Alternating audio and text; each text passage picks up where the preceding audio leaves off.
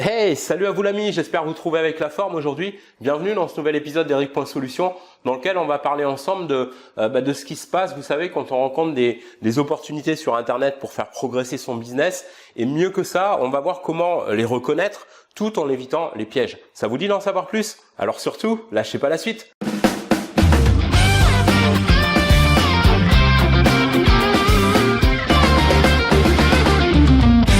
Quand on choisit Internet pour gagner sa vie, on voit beaucoup de tentations passer. Parfois, on craque et on se ramasse, même si parfois on peut tomber sur le bon modèle pour faire des profits passifs.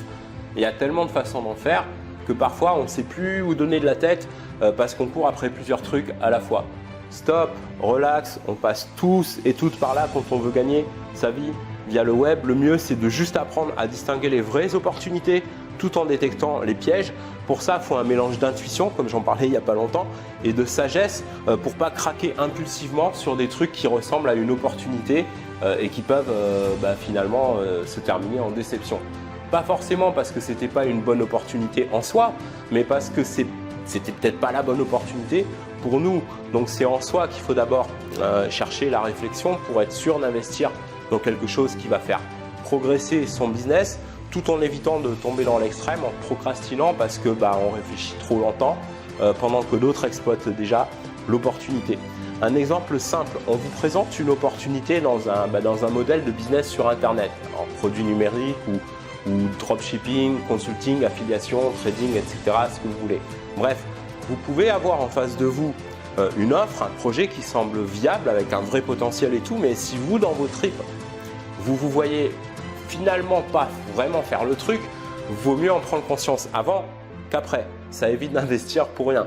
Les premières choses à se demander, bien sûr, c'est combien ça va me coûter et qu'est-ce que ça peut m'apporter et en combien de temps. Ensuite, ce qui va vous aider le plus pour faire la différence et à prendre une décision à la fois assez rapide pour pas laisser passer l'opportunité et en même temps assez réfléchi quand même pour pas prendre une décision juste impulsive, c'est de vous demander d'abord si vous voyez bien faire tourner ce type de business, lancer ce type de projet, suivre les étapes du projet avec suffisamment de motivation pour en faire un succès. En bref, est-ce que vous serez suffisamment passionné pour vous accrocher dans les moments les plus difficiles et dans lesquels c'est plus facile au contraire d'abandonner. Dans la dernière vidéo, on parlait justement de l'importance de la passion dans tout ce qu'on entreprend. Là, on a un exemple, c'est un élément important à prendre en compte avant d'investir dans ce qu'on pense être une opportunité. Et puis bien sûr aussi, faut analyser la crédibilité du truc. Qui vous le présente? Est-ce que cette personne est vraiment experte dans son domaine? A-t-elle déjà montré des résultats dans ce domaine? Pourquoi est-ce que je devrais lui faire confiance? Est-ce qu'il y a un support actif en cas de besoin si je suis perdu ou que je bloque sur un truc?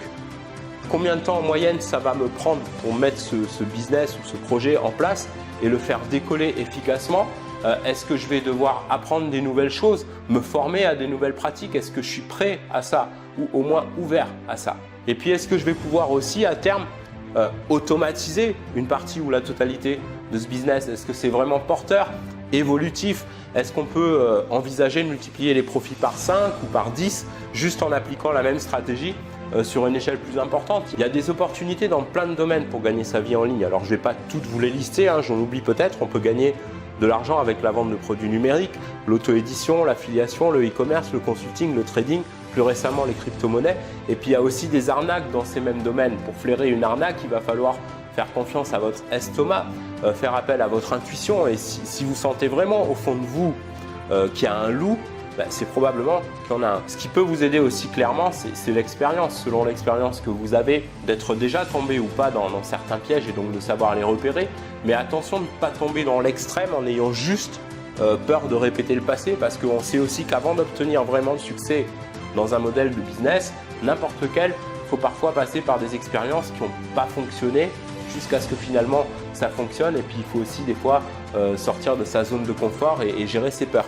Bref, pour conclure, quand on vous présente une opportunité, quelle qu'elle soit, et avant de prendre la moindre décision, trouvez un équilibre entre l'analyse logique du truc et ce que vous ressentez en vous.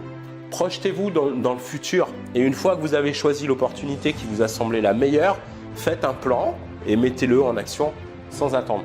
Voilà, C'est tout pour aujourd'hui, j'espère que cet épisode vous a plu. Si c'est le cas, merci pour mettre un beau pouce tout bleu, à vous abonner à la chaîne si ce n'est pas encore fait. On se retrouve chaque mardi et vendredi avec des idées, des techniques, des astuces et des conseils pour faire avancer votre business sur Internet. Du coup, n'hésitez pas aussi à partager cette vidéo avec ceux ou celles de vos collègues entrepreneurs qui veulent lancer ou faire progresser un business en ligne. Merci pour avoir suivi cet épisode, on se retrouve dans le prochain. À bientôt, je vous kiffe, take care.